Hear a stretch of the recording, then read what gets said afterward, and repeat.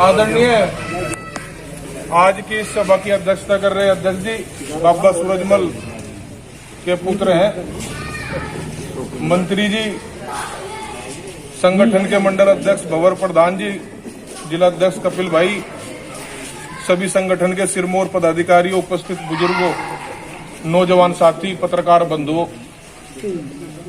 पिछले 8 महीने से लगभग 8 महीने से आंदोलन चल रहा है। पिछले साल सरकार एक कानून लेकर आई अध्यादेश के जरिए, उसका नाम दिया कृषि सुधार कानून, कृषि सुधार बिल। किसान को जब ये कानून पता लगे कि किस किस तरीके से कानून बने, किस अंधेर गिरदी में ये रख के कानून बने, महामारी के दौरान जी पूरी दुनिया, पूरा भारत अपने घरों में कैद था, जब ये कानून लेकर आए। पिछली सरकारों से 2014 से पहले जो और सरकारें थी, उनको नीतियों को देखते हुए बदलाव करा सरकार बनाई। किसान ने बहुत उम्मीदों के साथ में कहने लगे भाई कृषि सुधार बिल आगे, कानून आगे, खुली छूट होगी, किसी भी जगह जा सके। यहाँ का किसान कन्याकुमारी जाकर जो है अपना कुछ भी बोलो वो बेक लगा। सब इनके बहकाने की चीज थी। पूंजीपतियों के लिए ये बिल बनाए गए, ये कानून लागू किए गए, उनके गोदाम पहले बना दिए गए। हमारे पश्चिम उत्तर प्रदेश में एक चलन और कर दिया उन्होंने शुरू, कहने भाई कानून का प्रभाव गन्ने के किसान पे नहीं पड़ता। ये कानून हर फसल पे, हर किसान को उसका नुकसान है, और यहां तक भी है कि गिद्ध की नाप इनकी निगाह आपकी जमीनों पे है।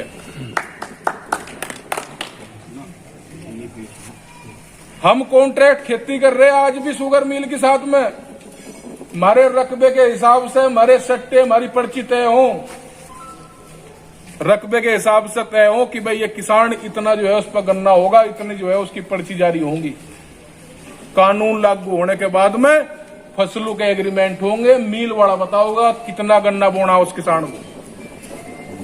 इन्होंने पहले ही कह रखा कि भाई शुगर हो इस गन्ने पे, इसे बोना छोड़ दो। ये इससे हटा के 1-2 साल बताओगे कि किसी अगर जमीन किसी पर 10 बीघे है तो उस पर 1-2 बीघा 3 बीघा शुरुआत करेंगे, कहने भाई गन्ना कम करो, इतने गन्ना बो, इस स्थिति का बो, इतनी इंची का बो, ये इसमें खरपतवार डाल लो, इसमें ये चीज डाल लो, इसमें यह दवाई डाल लो, सब कुछ जो है मील बताओगा। हम पश्चिम उत्तर प्रदेश की बात बता रहे, क्योंकि हुक्को बैठ के बहुत जगह चर्चाएं हुए कि हमारे पे क्या प्रभाव पड़ेगा इस कानून का। हमारे बॉन्ड हैं अभी तक, जब एग्रीमेंट हो जाएंगे हम उनके अधीन रहेंगे। हम छोटी जोत होने की वजह से हम न कहीं किसी और फसल की तरफ को, न हम गेंदा बो सकते, न हम कहीं लहसुन बो सकते, न हम कहीं प्याज की खेती कर सकते, न हम किसी और चीज पर जा सकते। उसके बाद में कंपनियां आऊंगी, कह रहे कहने जी विपक्ष ने बरगला दिया, विपक्ष कह रहा कहने भाई किसान की जमीन चली जाएगी, कहीं कानून में लिख रहा जमीन चली जाएगी। हाँ, हम भी कह रहे कोई नहीं लिख सकता कि जो किसान की जमीन छीनने जाएगी। जमीन छीनने जाएगी जो कानून की नीतियां हैं उसकी वजह से। ये कॉन्ट्रैक्ट जब कंपनियों के साथ में होंगे, किसान का नाम सिर्फ फर्द में रहेगा, ना उस जमीन पर कोई निर्माण कर सकता, ना उस पर कोई लोन ले सकता, सिर्फ नाम में फर्द में नाम में किसान का रहेगा। किसान 2 जगह फंसेगा, बैंक के जरिए ही फंसेगा, कंपनियों के जरिए ही फंसेगा। खासतौर पर भाई युवा साथी, अगर बुजुर्ग अभी भी हैं जो बता देंगे कि भाई किस तरीके से जमीन ने आई है, किस तरीके से संघर्ष करके जमीन बची, तो वे बता देंगे कि भाई अगर लंगोटी में कुछ किसान ने, बुजुर्ग ने करा, कुछ बचा ना हो, तो एक ही काम करा कि भाई उन्होंने ये 2 खूड ये जमीन बचाने का काम करा। 30 साल में जिस तरीके से कर्ज बढ़े किसान पे, कोई भाग्यशाली होगा जिन्होंने कर्ज ना ले रखा हो, कोई भाग्यशाली। और सरकार अगर ये कह दे कि किसान का सारा ब्याज फ्री, लेकिन वो जो मूल है उसको जमा कर दे, क्रेडिट कार्ड को जमा कर दे, कल कोई किसी किसान की स्थिति नहीं है कि वो जमा भी कर दे। बुरे कर्ज में किसान है। पूरे देश भर के किसानों ने दिल्ली के चारों तरफ अपने कब्जे जमा रखे। ये आजादी की दूसरी लड़ाई है, इसमें कोई दो राय नहीं है। आजादी की दूसरी लड़ाई इस वजह से क्योंकि आजादी की लड़ाई जब कंपनियां ईस्ट इंडिया कंपनी के नाम तक कंपनी आई थी, उन्होंने कब्जा किया था। इसी तरीके से पूरे देश के 2-3 घरानों को, 2-3 औद्योगिक घरानों को पूरा देश देने की तैयारी चल रही। सबसे पहले इनकी निगाह जमीन पे है, चाहे वो लाल किला हो, हवाई अड्डे हो, रेल हो, कोई चीज ऐसी नहीं बच रही। वो तो आप लोग आपने संघर्ष कर लिया और इसमें भी कोई दो राय नहीं है कि देश को बचाने में सबसे अगवानी जब इतिहास लिखा जाएगा तो देश के किसान का लिखा जाएगा कि देश जब बिकानगरा था तो किसान आगे आके अड़ा था। आप सब लोग उधर रुक जाओ, आप सब लोग उधर अनुरोध है इस लड़ाई में अपनी भागीदारी निभावे। ये लड़ाई किसी व्यक्ति विशेष की लड़ाई नहीं है, न किसी एक संगठन की है, ये हर किसान की लड़ाई है। उसमें कोई जाति मजहब नहीं है। जो जमीन बो रहा, यह लड़ाई उसकी है। यह जमीन को बचाने की लड़ाई है। कंपनियों ने बड़े बड़े फार्म, बड़े बड़े जो मेड डोल जो हो गए, उन्हें खत्म करके एक कुछ कंपनियों को देने का प्लान है। बहुत बड़े बड़े लुभावने वे लेकर होंगे, 25-30 हजार रुपये बीघा ठेके पे जमीन आपसे लेंगे, लेकिन नाम की रहेगी, ना उसे आप बेच सकते, ना आप उस पर निर्माण कर सकते। 9 तारीख को, क्योंकि आंदोलन लंबा है, और ये कि किसी पार्टी की नया सरकार है, इसे कुछ लोग चला रहे और इनका साथ दे रहे 2-3 घराने, अडानी अंबानी हर। बहुत ऐसी सरकार से लड़ाई है जिसे ना अपने देश के किसान से प्यार है। प्यार तो क्या, देश के किसान को तो देशद्रोही घोषित करने में लगी हुई। कभी खालिस्तान नहीं बता दे, कभी पाकिस्तान बता दे, कभी जो है ये कह दे कि इसका न तो फंडिंग भाई कांग्रेस दे रही, न तो फंडिंग चीन दे रहा।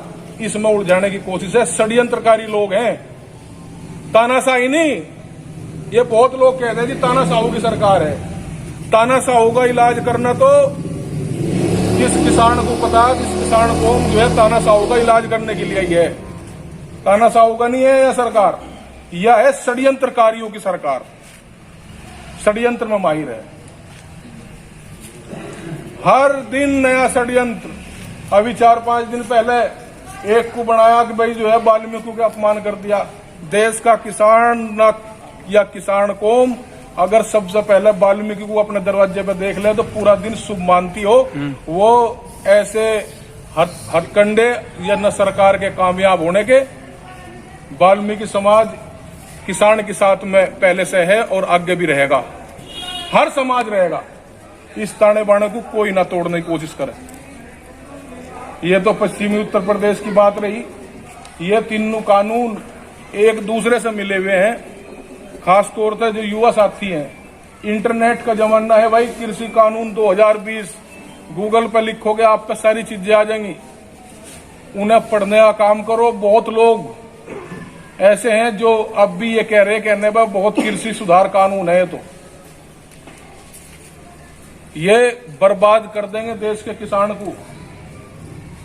आप सब लोग इस आंदोलन में अपनी भागीदारी निभाओगे। 500 से ज्यादा किसान इसमें शहीद हो चुके। 9 जुलाई को सिंधु बॉर्डर पर यह यात्रा जाएगी।